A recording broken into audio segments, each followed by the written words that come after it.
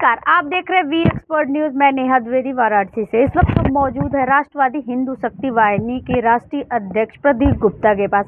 हम आपको बता दें कि जिस तरह से आज अजय राय ने प्रेस कॉन्फ्रेंस की है और धर्म की जो कहा है उन्होंने कि योगी मोदी धर्म और धर्म की लड़ाई कर रहे हैं, देश में धर्म की लड़ाई करा रहे हैं और देश को अमेरिका के हाथों बेच रहे हैं। इन सभी मुद्दों पर हम इनसे बात करेंगे और जानेंगे इनकी राय, क्योंकि ये राष्ट्रवादी हिंदू शक्ति वाहिनी से है और राष्ट्र के लिए और हिंदुओं के लिए हमेशा तत्पर रहते हैं और खड़े रहते हैं। तो हम इनसे जानेंगे कि अजय राय जी ने जो आज कहा है कि अमेरिका के हाथों देश बिक चुका है और अमेरिका के हाथों मोदी बिक चुके हैं, क्या कहेंगे इस पर, क्या राय है आपकी? धन्यवाद। देखिए, अजय राय का जो वक्तव्य है, अगर उन्होंने ऐसा कहा है कि देश अमेरिका के हाथ बिक चुका है, तो देश अमेरिका के हाथ नहीं बिका है, पर अजय राय जरूर विदेशी मूल की सोनिया गांधी के हाथों बिक चुके हैं। अब उसकी क्या वजह है ये वही जानते होंगे। और साथ में उनका जो पूरा कुनबा है, जो ईसाइयत से ओतप्रोत है, जिसकी नस्लों में ईसाइयत की खून बह रहा है और जिसने अपने शासनकाल में इस देश के हिंदुओं के हितों पर डाका डालने का काम किया है, इस देश के हिंदुओं को लूटने का काम किया है, इस देश के सनातनियों के अस्तित्व पर प्रहार करने का काम किया है, उस दल के नुमाइंदों के आगे उन्होंने घुटने टेक दिए हैं। तो उसी ये देश, मैं 2 मिनट बोलना, ये देश का कोई भी सच्चा सनातनी नहीं भूल सकता है कि जितने भी सनातन विरोधी कानून बने हैं सब कांग्रेस की सरकारों में बने हैं। चाहे प्लेसेस ऑफ वर्शिप एक्ट ले लीजिए और चाहे जितने भी कानून बने हैं, अनगिनत कानून, और बनाने का भी काम किया गया, कहीं ना कहीं से उसको हिंदू जनमानस के दबाव में लागू होने से रोका गया कि यह अलग बात है। पर ज़्यादातर कानून आज अत्याचारी बाबर और औरंगजेब की निशानियों को, जो उन्होंने हमारे मंदिरों को तोड़ करके और अपने इबादत गृह को बनाने का काम किया, उसको संरक्षित करने के लिए देश में पीवी नरसिम्हा राव तत्कालीन कांग्रेस की सरकार में प्लेसेस ऑफ वर्शिप एक्ट 1991 बना। विदेशियों की बात करें तो विदेश से अभी उन्होंने अपने बयान में आज के कॉन्फ्रेंस में जिक्र किया कि विदेश से कई माल आ रहा है, अमरूद इतने बड़े बड़े आ रहे हैं, यहाँ के लोकल अमरूदों की गायब ही हो चुके हैं, यहाँ का किसान कहाँ जाएगा? किसान की मुद्दों की बात हो, शिक्षा की बात हो और स्टूडेंट्स की बात हो, इन सब की बातें वो आज एक शास्त्री घाट में कार्यक्रम आयोजित कर रहे हैं। तो क्या है इस पर, क्या विचार है? देखिए, मुझे लग रहा है कि कांग्रेस प्रदेश अध्यक्ष कई चुनाव हार चुके हैं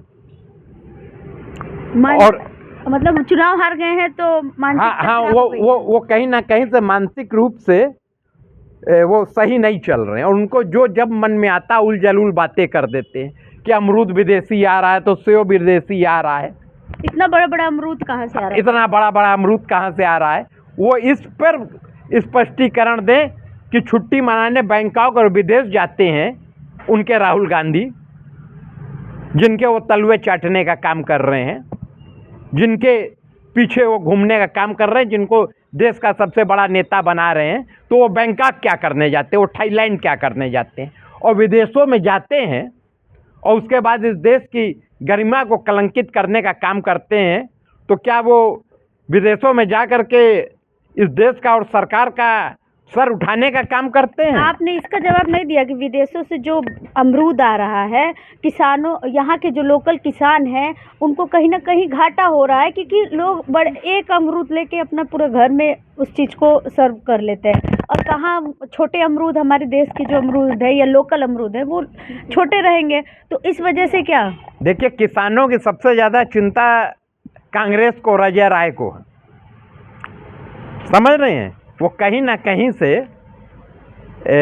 एक मानसिक दिवालिया के शिकार हो गए। जिस अमरूद की वो बात कर रहे हैं, वो अमरूद विदेश से नहीं आता, वो हमारे देश के अन्य राज्यों का, झारखंड, छत्तीसगढ़ और राज्यों से आता है।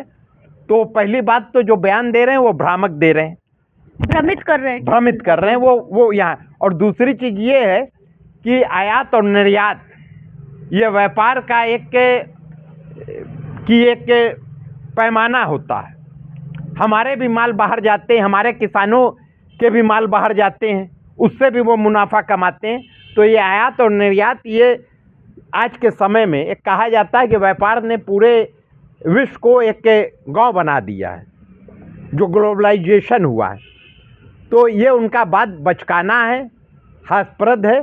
इतना ज़रूर है कि अजय राय से आप लोग को भी पूछना चाहिए। आप लोग पत्रकार हैं, आप मुझसे तो सवाल कर रही हैं। अजय राय से आपने पूछा कि बैंकॉक और थाईलैंड क्या करने जाता है, राहुल गांधी क्या करने जाता है? वो छुट्टी लेता है और उसको वो बता रहे हैं कि वो देश का कर्णधार है, देश का सबसे बड़ा नेता है। मतलब देश का सबसे बड़ा नेता जो है वो अय्यासी करने, वो छुट्टी मनाने बैंकॉक जाता है। योगी मोदी बिक चुके हैं अंग्रेजों के हाथों, कहा जाए तो ट्रंप के हाथों। क्या इस पर आपका क्या विचार है, कितना सही मानते हैं? देखिए, चूंकि कांग्रेस का इतिहास रहा है कि विदेशी मूल के लोगों से समझौता करना, विदेशियों से, आज़ादी से पहले का भी रहा और आज़ादी के बाद का भी रहा। और इन लोग के नस नस में, इनके कहीं ना कहीं से सोनिया गांधी तो विदेशी मूल की 100% उनका डीएनए विदेशी है। और उनके जो नुक्ते से बच्चे पैदा हुए, राहुल और प्रियंका, तो उनके अंदर भी जो ईसाइयत का, उनके रगों में जो खून बह रहा है, जो विदेशी सोच बह रही है, उसी की देन है कि सरकार के विरुद्ध, इस देश के विरुद्ध जा कर के आग उगलने का, शर्मसार करने का देश को काम राहुल गांधी विदेशों में करते हैं। आपने कुछ दिन पहले अजय राय की बुद्धि शुद्धि यज्ञ करवाया था, क्यों कराया था आपने? अब देखिए, हमने सोचा था कि बुद्धि शुद्धि यज्ञ से थोड़ा इनकी बुद्धि शुद्ध होगी। शुद्ध नहीं ये जो अरे पूरी तरह से भ्रष्ट हो गई, ये बड़ा यज्ञ कराना होगा। ये सब इतने पापी हैं, इतने पापी हैं, इतने बड़े ये सनातन विरोधी हैं कि मुझको लगता है कि एक दिन के जप से कुछ हजार मंत्रों का जप था, मुझको लगता है इनके लिए लाखों मंत्रों की जप कराना होगा और आहुतियाँ देनी होगी, तब सहता आवे, नहीं तो इनका आएगी, तब बुद्धि आएगी। और कहीं ना कहीं से इनका पाप अब इनके सर पर चढ़ चुका है। 8 मार्च को जो शास्त्री घाट में होने वाला, काफ़ी बड़े नेता भी आने वाले हैं कांग्रेस के, मजदूरों के लिए, शिक्षकों के लिए, स्टूडेंट्स के लिए, इन सब पे बात होगी, उन सब के हक की बात करेंगे। हिंदू मुस्लिम की जो लड़ाई चल रही है देश के अंदर, अजय राय का आरोप है कि हिंदू मुस्लिम की राजनीति कर रही है सरकार। इस पर क्या विचार है और क्या है, कितना बड़ा आंदोलन होगा 8 मार्च को? कांग्रेस में कौन बड़ा नेता है? कांग्रेस में 3 नेता हैं, प्रियंका, राहुल और सोनिया। बाकी तो सब मजदूर हैं कांग्रेस में, जो कि मजदूरी करते हैं, उनके इशारों पर चलते हैं, उनके इशारों पे। तो ये मजदूर की क्या बात करेंगे? तो खुद मजदूर हैं, ये तो खुद मजदूरी कर रहे हैं, राहुल के, प्रियंका के और सोनिया के मजदूर हैं। तो ये सब खाली इनके ड्रामेबाजी है। और हिंदू और मुस्लिम के बीच जो खाई पैदा हुई है इस देश में, और जो धर्म को लेकर के तुष्टीकरण की नीति है, ये कांग्रेस की देन है। कांग्रेस ने इस देश को जातियों में बांटा, कांग्रेस ने इस देश को धर्म के आधार पर लड़ाने का काम किया। और आज भी कांग्रेस चाहती है कि कहीं ना कहीं से उसी मुद्दे पर आगे आ करके और अपनी राजनीतिक ग्राफ बढ़ाए, अपनी राजनीतिक रोटी सेके। हिंदू मुस्लिम की लड़ाई की बात कर रहे हैं, जिस तरह से आपने कहा कानून बनाए गए, तो इस समय यूजीसी का भी मामला इतना ज़्यादा उठा है। जहाँ सवर्ण समाज अब शांत हुआ, तो वहाँ एसटी एससी के बच्चे या स्टूडेंट आगे आ रहे हैं और कह रहे हैं कि इस कानून को पारित ही हो जाना चाहिए। इस पर आपका क्या विचार है? देखिए, मुझको लगता है कि अब जात पात की बात बहुत हो चुकी देश में। और जो इस देश की, इस राष्ट्र की आत्मा है, जो इस राष्ट्र का अस्तित्व है, सनातन, क्योंकि सनातन के बिना इस देश का, भारत का अस्तित्व ही नहीं है। तो अब जात पात पर बहुत कानून बन चुके, बहुत बातें हो चुकी। अब उससे हट करके सरकार को चाहिए, और इस ओर अभी तक किसी भी सरकार, किसी दल ने भी नहीं सोचा कि हमको सनातन धर्म और संस्कृति के रक्षा के लिए क्या करना है। तो अब इस देश में सनातन धर्म और संस्कृति के रक्षा के लिए सनातन निंदा कानून जैसा कानून बनना चाहिए और उसको अस्तित्व में लाना चाहिए। यूजीसी जो लगाया गया, क्या उससे आप सहमत हैं? देखिए, मैं बोल रहा हूँ ना कि मुझको लगता है कि कहीं ना कहीं से अब जातीय आधारित कानून से ज़्यादा ज़रूरी है कि हम सनातन धर्म के लिए कानून बनावे, सनातन निंदा कानून बनावे, क्योंकि ये भी इस देश का दुर्भाग्य है कि इस देश में जाति विशेष के सुरक्षा के लिए कानून है, स्पेशल कानून है, विशेष कानून है, पर आज़ादी के इतने साल बाद भी तमाम मुस्लिम देशों में, हर मुस्लिम देश में इस निंदा कानून है, पर इस देश में आज तक सनातन निंदा के लिए कोई कठोर कानून नहीं बना है और ना इस पर पुरजोर